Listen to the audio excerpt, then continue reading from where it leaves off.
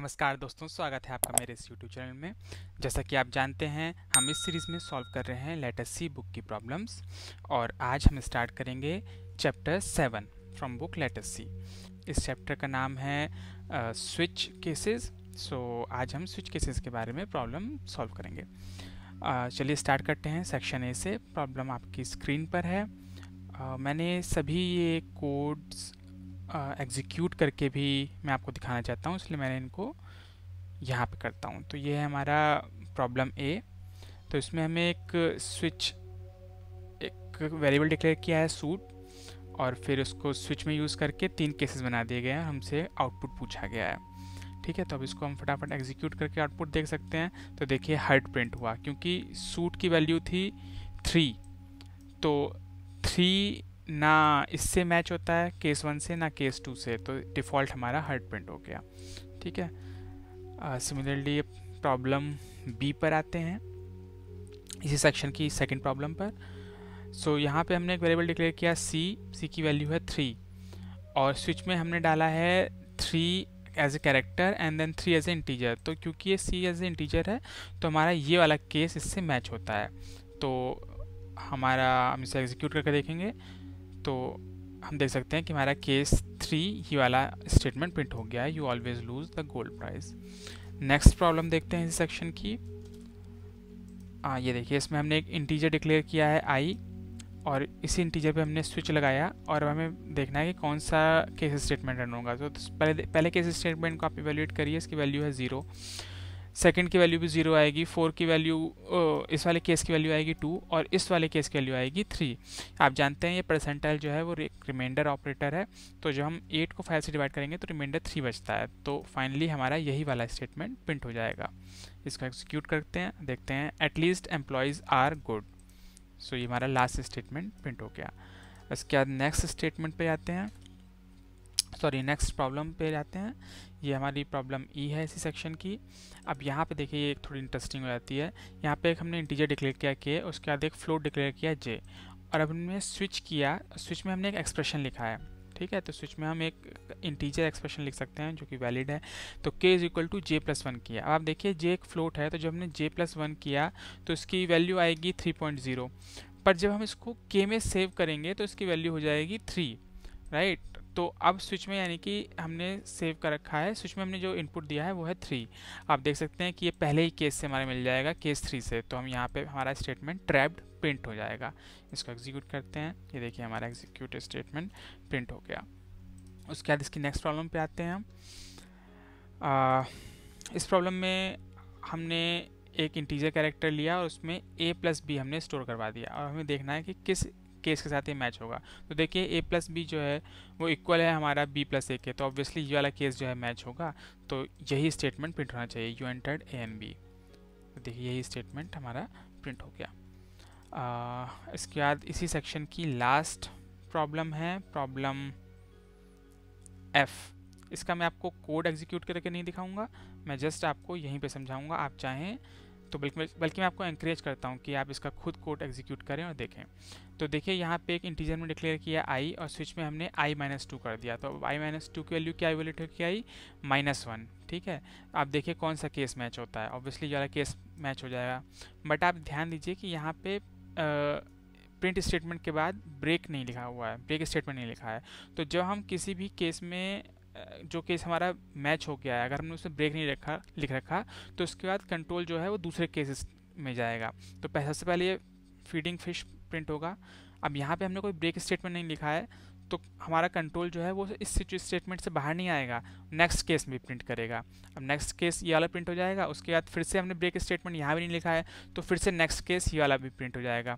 यहाँ भी हमने कोई ब्रेक स्टेटमेंट नहीं लिखा है, तो हमारा नेक्स्ट केस ये वाला प्रिंट हो जाएगा। तो इस तरह से हमारे चारों स्टेटमेंट प्रिंट हो जाएंगे, जबकि केस जो हमारा मैच हुआ था वो सिर्फ ये वाला था। तो अगर हम यहीं पर ब्रेक स्टेटमेंट लिख देते तो हमारे आगे के स्टेटमेंट प्रिंट ना होते, और कंट्रोल हमारा स्विच से बाहर आ जाता।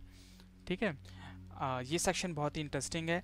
इसमें हमें कुछ कोड्स दिए हुए हैं, और हमें उन कोड्स को देखकर ये पता लगाना है कि उनमें क्या एरर है। तो चलिए शुरू करते हैं। सबसे पहले सेक्शन बी की प्रॉब्लम ए। हमारे सामने ये कोड दिया हुआ है, और हमको इसमें एरर बताने हैं क्या है। तो आप ध्यान दीजिए, यहाँ पर जो भी हमारा केस स्टेटमेंट होता है उसके बाद में आना चाहिए कोलन, बट यहाँ पे आ रहा है सेमी कॉलन, तो ये इसमें एरर है। राइट, कोलन आप जानते हैं, देखिए ये कोलन होता है, 2 डॉट्स, और यहाँ पर है semicolon, 1 dot 1 comma. Okay, problem B पर आते हैं। इस प्रॉब्लम को देखिए, यहाँ हमने एक इंटीजर टेम्प डिक्लेयर किया, स्विच में हमने टेम्प डाला, उसके बाद केसेस में भी हमने टेम्प का इस्तेमाल किया, है ना, तो यही इसमें एरर है। आप जानते हैं कि केस स्टेटमेंट जो हमारे होते हैं उसमें हमेशा या तो इंटीजर कांस्टेंट होना चाहिए या फिर कैरेक्टर कांस्टेंट होना चाहिए, इसके अलावा और कुछ नहीं आ सकता। तो यहाँ पे हम वेरिएबल यूज़ कर रहे हैं केस स्टेटमेंट में, जो कि गलत है। नेक्स्ट प्रॉब्लम पे आते हैं। यहाँ पे आप देखिए, हमने एक फ्लोट वेरिएबल डिक्लेयर किया और फिर केसेस में हमने फ्लोट वैल्यू ही यूज़ करी, तो ये भी गलत है। जैसा कि मैंने आपको पिछली प्रॉब्लम में बताया, हम केस स्टेटमेंट में सिर्फ इंटीजर कांस्टेंट और कैरेक्टर कांस्टेंट यूज़ कर सकते हैं, और यहाँ पे हम फ्लोट कांस्टेंट यूज़ कर रहे हैं, तो ये गलत है। This is the error. Last problem इस सेक्शन की, हमारे सामने एक कोड दे रखा है। अब देखिए, यहाँ पे हमने 2 इंटीजर वेरिएबल डिक्लेयर किए, ए एंड बी, और उसके बाद हमने केसेस में पहला केस हमने डाला 1 और 2, और दूसरा केस हमने डाला ए और बी। अब देखिए, ए और बी जो है वो कांस्टेंट नहीं है, वो वेरिएबल हैं जो हमने ऊपर डिक्लेयर किए हैं। और जैसा कि मैंने आपको पहले ही बताता आ रहा हूँ कि केस स्टेटमेंट में हम सिर्फ इंटीजर कांस्टेंट और कैरेक्टर कांस्टेंट यूज़ कर सकते हैं, वेरिएबल्स नहीं, तो यही यहाँ पे एरर है। तो देखिए, सेक्शन सी में सिर्फ एक ही प्रॉब्लम है, और प्रॉब्लम ये है कि हमें एक मेन्यू ड्रिवन प्रोग्राम लिखना है जिसमें कि 4 ऑप्शन हो। पहला ऑप्शन, अगर यूज़र पहला ऑप्शन सेलेक्ट करे तो वो फैक्टोरियल ऑफ नंबर फाइंड कर सके। दूसरे ऑप्शन में वो ये पता लगा सके यूज़र कि नंबर प्राइम है या नहीं। तीसरे ऑप्शन में ये पता लगा सके कि नंबर ऑड है, इवन। और चौथे सेक्शन, अगर वो चौथे ऑप्शन को चूज़ करे तो वो उस प्रोग्राम से एग्जिट हो जाए। तो ऐसा मेन्यू ड्रिवन प्रोग्राम हमें लिखना है। एंड इन्होंने हिंट भी दे रखा है कि हमें इनफाइनाइट वाइल लूप का एंड स्विच स्टेटमेंट्स का यहाँ पे इस्तेमाल करना है। तो चलिए मैं आपको कोड दिखाता हूँ। देखिए, ये कोड देखने में आपको बड़ा लगेगा, लेकिन इसको समझना बहुत ईजी है, क्योंकि मेन जो इसमें प्रॉब्लम है, जो मेन हमें फोकस करना है, वो इसी बात पर करना है कि how to write a menu driven program. क्योंकि अगर आप मुझे फॉलो कर रहे हैं, अगर आप मेरी वीडियोस देख रहे हैं, तो how to find a prime number, how to find a factorial, and how to find even and odd, how to determine that whether a number is even और ऑड, इसके लिए मैं आपको पहले ही प्रोग्राम्स समझा चुका हूँ पिछली वीडियोस में। मैं उनके लिंक भी इस वीडियो में शेयर कर दूंगा। तो हमारा फोकस इस प्रॉब्लम में ये नहीं है कि हम प्राइम नंबर कैसे फाइंड करेंगे, हम इवन ऑड कैसे फाइंड करेंगे, क्योंकि ये हम पहले ही समझ चुके हैं पहली वीडियोज़ में, आप जाकर उन वीडियोज़ को देख सकते हैं। यहाँ पर हमारा मेन फोकस ये है कि हम वाइल लूप का और स्विच स्टेटमेंट का इस्तेमाल किस तरह से करेंगे एक मेन्यू ड्रिवन प्रोग्राम लिखने के लिए। ठीक है, सबसे पहले मैं आपको कोड समझाने से पहले मैं आपको एग्जीक्यूट करके दिखाता हूँ कि इस कोड में हो क्या रहा है। तो देखिए, ये हमारे पास एक मेन्यू आ गया, और अब ये प्रोग्राम मुझसे पूछ रहा है कि मैं अपनी चॉइस डालूँ कि मुझे क्या चूज़ करना है। तो सबसे पहले मैं चूज़ करता हूँ कि भाई मुझे किसी नंबर का फैक्टोरियल पता लगाना है। तो मैंने 1 चॉइस डाली, तो अब ये मुझसे पूछ रहा है कि अपना नंबर डालिए, तो मैंने 5 डाल दिया। तो देखिए, इसने मुझे 5 का फैक्टोरियल बता दिया, और फिर से मुझे उसी मेन्यू पे ले आया। अभी मुझसे पूछ रहा है कि आप दोबारा बताइए आपकी क्या चॉइस है। तो इस बार मैंने कहा कि मुझे तो भाई ये जानना है कि प्राइम कोई नंबर है या नहीं है। तो उसने कहा ठीक है, नंबर बताइए। तो मैंने डाल दिया 13। अब जब मैंने 13 डाला तो उसने कहा कि या it is a prime number, और फिर से मुझे ये मेन मेन्यू पे ले आया। अब इस बार मैंने चूज़ करा ऑप्शन 3, तो इसने मुझसे कहा बताइए, तो मैंने 8 डाला, तो इसने कहा कि this number is even, right. और फिर से ये मुझे मेन मेन्यू पे ले आया, और इस बार मैंने फाइनली ऑप्शन चूज़ किया 4, और मैं यहाँ से हो गया exit. This is the working of this menu driven program. ठीक है, now we will look at the code. Code is pretty simple. First of all, we will print the menu using print statements, and then we will using scanf we will ask the user to enter their choice. Now all this we have done in a while loop, and this while loop has condition of 1. So 1 is always true, So this loop will constantly keep on running, always keep on running. This is an infinite loop. So now you will say that how we will come out of this loop. So let us see at our cases. After taking the user choice, there are 4 cases. If user enters 1, then here we have written the logic for finding the factorial. Okay, if user chooses 2, then in this case statement we have written the logic for prime.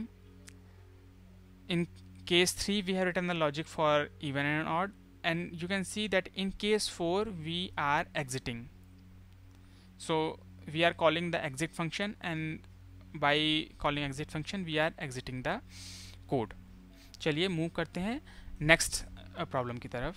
सो ये है हमारा section D, और इसमें हमें इन्होंने 3 cases they रखे हैं, 3 condition दे रखी हैं कि अगर हमारी स्टूडेंट की फर्स्ट क्लास है एंड जो वो सब्जेक्ट्स हैं जिसमें वो फेल हुआ है वो ग्रेटर देन 3 है, तो उसको कोई ग्रेस नहीं मिलेगा, वरना उसको 5 मार्क्स का ग्रेस मिलेगा. और इसी तरह ये दूसरी और तीसरी कंडीशंस भी हैं. सो बेसिकली हमें यही लॉजिक प्रोग्राम की फॉर्म में लिखना है, एंड हमको स्विच स्टेटमेंट का इस्तेमाल करके ये चीज़ करनी है. तो देखिए, सबसे पहले हमने यूज़र से क्लास ले ली, and then we have asked him to enter in how many subject the student has failed. Then there are 3 cases as described in the problem. First case is that if subjects are greater than 3 and class is 1, so we have put a switch statement on the class. If class is 1, then we will ask that if subjects are greater than 3, we will say that mark is 0, otherwise we will say that grace mark is 5. In second case, if the class is 2 and subjects are greater than 2, then we will print grace mark 0, otherwise we will print grace mark 4. If the class is 3, then we will print that subject is, if subject is greater than 1, we will print grace mark 0, otherwise we will print grace mark 5. And by default, if the class is not 1, 2 or 3, we will print that this is an invalid class entered by the user. So suppose I enter class 5, then it will say that it will ask me the number of subjects. Suppose I say 2, so it will say that you have entered invalid class. Now let me enter one valid class. Suppose I enter 1 and number of failed subjects are 2, so it will say that grace mark is 5. So it is working as per the description of the problem. I hope you will like this video and keep following me. Please hit the subscribe button. मिलते हैं next video में chapter 8 की problems के साथ. धन्यवाद.